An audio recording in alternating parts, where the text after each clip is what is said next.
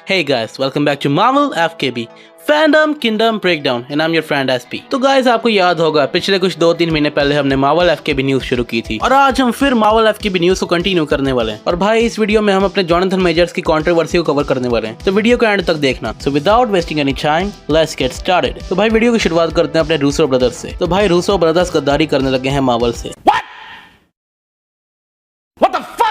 तो बात कुछ ऐसी है कि हाल ही में रूसो ब्रदर्स से comicbook.com वालों ने ये पूछा कि कभी वो DCU के किसी प्रोजेक्ट में किसी मूवी को डायरेक्ट करना चाहेंगे, जिस पे उन्होंने कहा कि जेम्स गन DCU को लीड कर रहे हैं और उन्हें जेम्स गन के साथ काम करने में कोई इशू नहीं है। जिसके बाद इंटरव्यूअर ने पूछा कि DC के उनके सबसे फेवरेट कैरेक्टर्स कौन से हैं, जिस पे उन्होंने रिस्पॉन्स किया कि उनके बचपन में 3 ही कैरेक्टर्स फेवरेट थे, जिसमें एक स्पाइडरमैन है, एक्समैन है और DC से बैटमैन है। तो भाई फ्यूचर में वो DC के लिए भी काम कर सकते हैं और वहाँ पे वो बैटमैन को भी डायरेक्ट कर सकते हैं। और भाई रूसो ब्रदर्स कितने जबरदस्त डायरेक्टर हैं ये मुझे बताने की जरूरत नहीं। और वैसे रूसो ब्रदर्स जैक स्नाइडर के साथ भी अभी रिसेंटली ब्रॉडकास्ट में आए थे और भाई उसी ब्रॉडकास्ट में जैक स्नाइडर ने ये बोला कि वार्नर ब्रदर्स उनके पीछे पड़ गए थे जस्टिस लीग को और फनी बनाने के लिए, जबकि जस्टिस लीग और ज्यादा डार्क हो सकती थी। और भाई अगर उस time Jack Snyder Warner Brothers की चलने देते तो ये जस्टिस लीग 2 बन जाती। और भाई जेम्स गन ने रिसेंटली ट्वीट किया है जिसमें उन्होंने सुपरमैन लेगेसी की स्क्रिप्ट पूरी तरीके से कंप्लीट कर दी है और मे भी इसका स्क्रीन प्ले भी हो गया होगा। और जेम्स गन ने ये भी कंफर्म कर दिया कि इस मूवी का अर्ली प्री प्रोडक्शन भी स्टार्ट हो चुका है, जहां इसके कॉस्ट्यूम पे,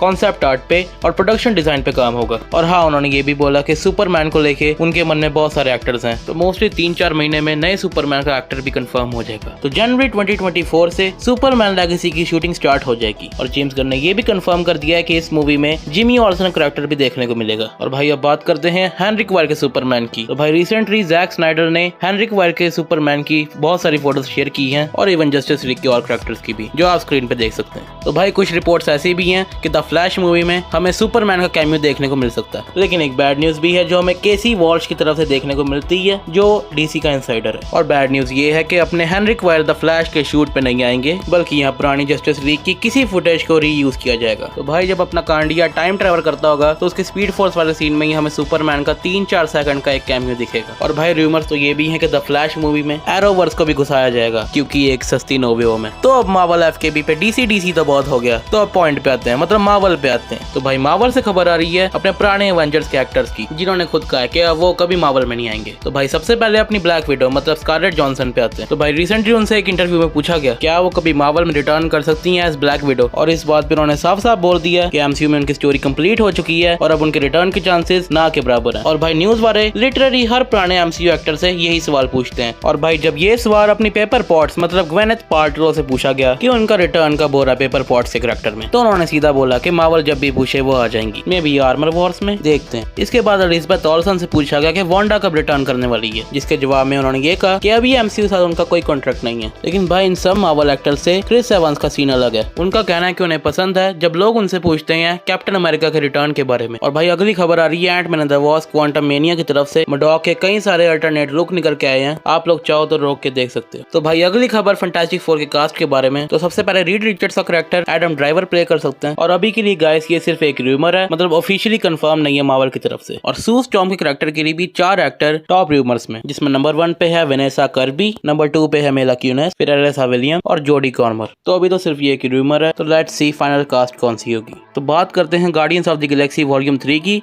और इसके रिव्यूज बहुत पॉजिटिव आए हैं। और रिसेंटली एडम वॉरलॉक का एक न्यू पोस्टर भी रिलीज हुआ है जो आप देख सकते हैं। तो इस मूवी के बहुत हाई चांसेस है ब्लॉकबस्टर होने के। तो अब बात करते हैं एगाथा की कास्टिंग की, जिसमें हमें पैटी लुपोन दिख सकती हैं और वो इस सीरीज में 450 साल की विच का कैरेक्टर प्ले करेंगी। और एक कास्टिंग अपडेट आ रही है डेडपूल 3 की तरफ से भी, जिसमें हमें मैथ्यू मैकफेडन एक मेजर रोल में दिख सकते हैं। और भाई कैंग डायनेस्टी की एक अपडेट आ रही है कि इसकी शूटिंग नेक्स्ट ईयर 2024 से शुरू होने वाली है। और भाई अब आते हैं अपने कैंग मतलब अपने जॉनथन मेजर्स की अपडेट पे। तो भाई जॉनथन मेजर्स की कंट्रोवर्सी तो आप सबको पता ही होगी, और रिसेंटली ये खबर आ रही है कि जिस कंपनी की तरफ से इनको अपना टैलेंट मैनेजर और PR मैनेजर मिला था, तो उन्होंने इनको ड्रॉप कर दिया। और साथ ही में इनको 2 अपकमिंग मेजर मूवीज से भी निकाल दिया गया है। लेकिन थैंक गॉड मार्वल स्टूडियोज की तरफ से अभी ऐसी कोई खबर नहीं आई है। वो इसलिए क्योंकि जॉनथन मेजर्स ने लोकी सीजन 2 की शूटिंग कंप्लीट कर ली थी, और जब तक लोकी सीजन 2 नहीं आया था मार्वल स्टूडियोज वाले कोई ऐसा डिसीजन नहीं ले सकते। वैसे एक खबर ये भी है कि जॉनथन मेजर्स जिस लड़की के असॉल्ट में अक्यूज्ड हैं, वो लड़की भी मार्वल स्टूडियोज के अंदर ही काम करती थी। तो भाई दुआ करते हैं कि जब तक लोकी सीजन 2 आएगा तब तक जॉनथन मेजर्स कोर्ट में इनोसेंट शो हो जाएं, क्योंकि जॉनथन मेजर्स के नुकसान से मार्वल स्टूडियोज को भी बहुत बड़ा नुकसान हो सकता है। तो भाई मैंने आज DC और मार्वल की दोनों की छोटी और बड़ी अपडेट्स कवर कर रही है। और भाई अब आपको डीसी और मार्वल कसम कि इस चैनल को ज्यादा से ज्यादा सब्सक्राइब करना, और भाई इतनी मेहनत के बाद एक लाइक तो बनता ही है। तो आज के लिए बस इतना ही। Thanks for watching.